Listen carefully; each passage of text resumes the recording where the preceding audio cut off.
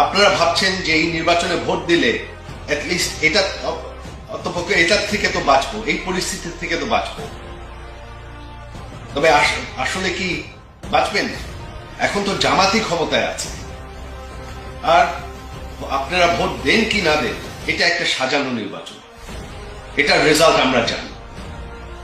BNP বেশিরভাগ seat পাবে, তবে দেশের খুব একটা বেশি দিবে না বিএনপিকে, আর জামাত 120-30টা সিট পাবে, যাতে একটা উইক গভর্নমেন্ট থাকে, কোন দল যাতে একা 150 সিট না পায়। এই রেজাল্ট কিন্তু নিশ্চিত করা হয়েছে।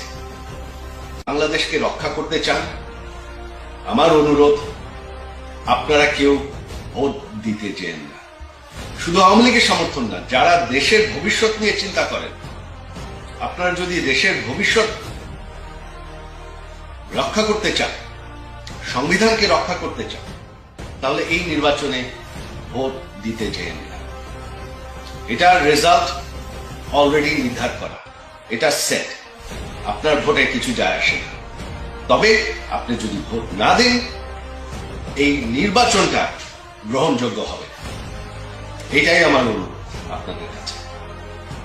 জয় বাংলা।